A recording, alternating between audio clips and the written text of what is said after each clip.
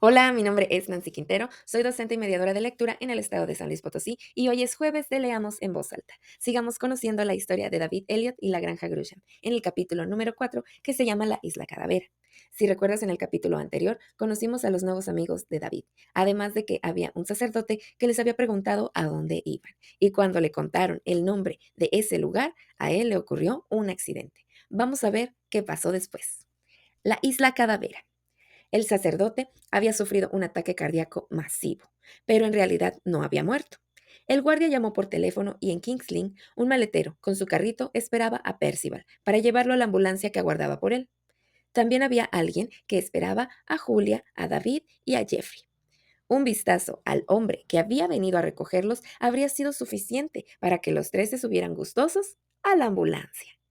Aquel hombre era tan deforme que si sufriera un accidente automovilístico y después cayera dentro de una trituradora industrial, su apariencia mejoraría considerablemente.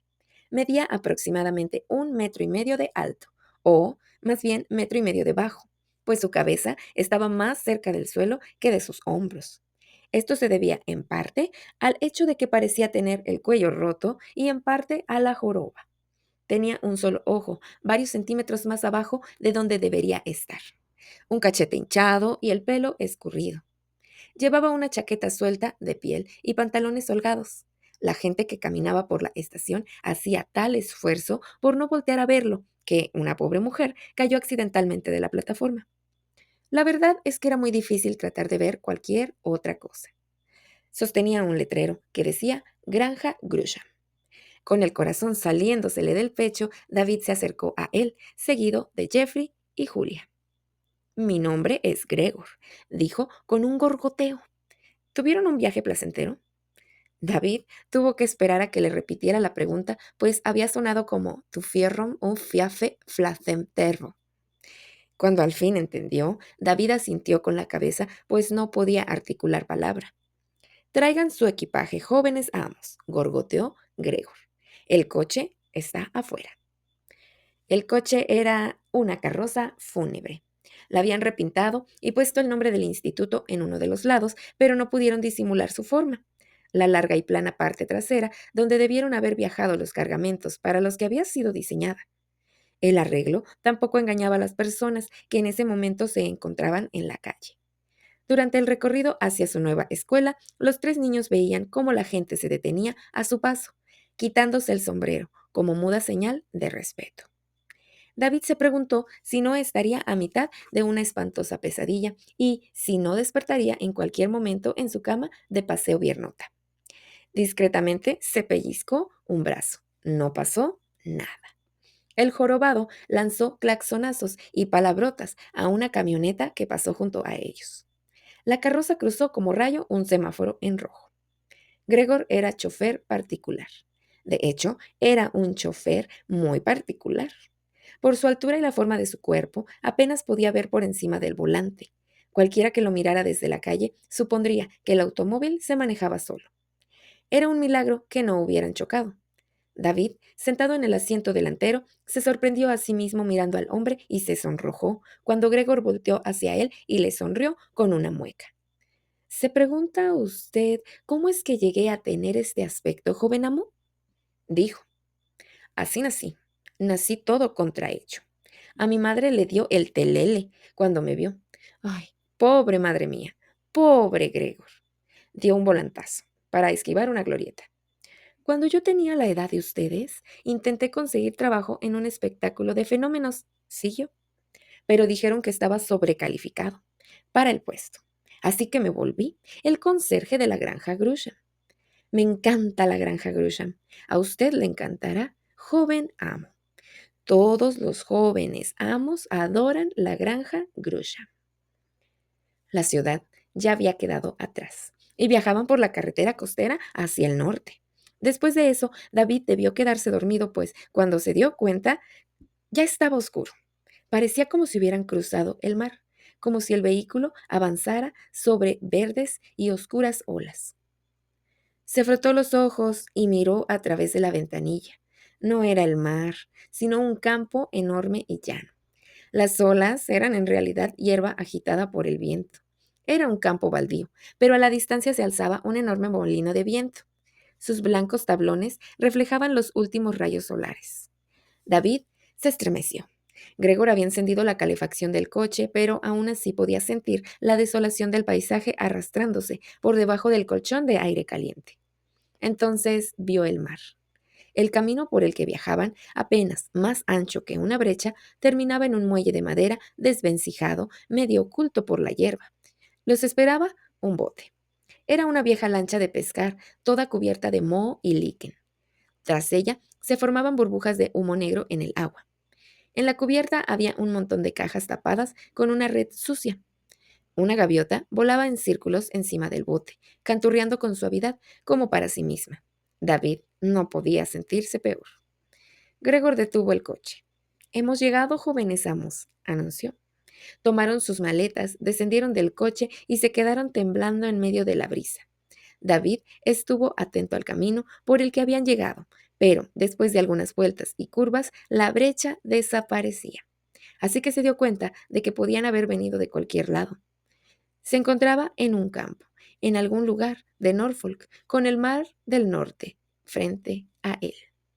Si no fuera por el molino de viento, podría estar en China y no habría habido ninguna diferencia. «Encantador, ¿no creen?», dijo Julia. «¿Dónde estamos?», preguntó David. «Sabe Dios, el último pueblo que vi se llamaba Unstanton, pero eso fue hace media hora», dijo la niña mientras se acomodaba el suéter sobre los hombros. «Solo espero que lleguemos pronto». «¿Por qué?». «Porque entre más pronto lleguemos, más pronto podré escaparme». Un hombre saltó de la lancha. Llevaba botas altas y un suéter de pescador. Su cara estaba oculta casi por completo detrás de una barba negra, tan negra como sus ojos que brillaban tras un enmarañado mechón de cabellos. Una arracada de oro colgaba de su oreja izquierda. Si llevara una espada y un parche en el ojo, seguramente se podría pensar que había salido de la isla del tesoro. «Llegas tarde, Gregor», dijo. «El tráfico estaba muy pesado, capitán Malasangre». «Pues la marea está peor. Estas son aguas traicioneras, Gregor. Mareas y vientos traicioneros». Lanzó un escupitajo al mar. «Y yo tengo una esposa traicionera que me espera en casa. Así que vámonos». Soltó el amarre del muelle. «Todos a bordo», gritó. «Tú, niño, leva el ancla». David obedeció, pero el ancla pesaba demasiado, así que con mucho esfuerzo apenas pudo levantarla. Poco después se alejaba del muelle. El motor tosía, farfullaba y echaba humo, al igual que el capitán Malasangre. Gregory estaba parado a su espalda. Los tres niños se acurrucaron juntos en la parte trasera del bote. Para entonces, Jeffrey ya había adquirido un desagradable color verde. «No tengo mucho de marinero», murmuró. El capitán alcanzó a oírlo. «No te preocupes», dijo con una sonrisa burlona. «Esto también tiene un poco, o un mucho, de bote». Un manto de niebla se arrastró por la superficie del agua. Sus dedos blancos y fantasmales se metieron en la lancha, cubriéndola. En un instante el cielo desapareció y todos los sonidos, la gaviota, el motor, el chapoteo de las alas, se amortiguaron. Luego, tan rápido como llegó la niebla, se desvaneció y la isla Calavera apareció frente a ellos. Tenía aproximadamente 3 kilómetros de largo y 1,5 de ancho. En el lado este había un espeso bosque. En el extremo sur, un acantilado emergía abruptamente de las espumeantes aguas, blanco, lechoso en la punta y de un anaranjado lodoso en la base.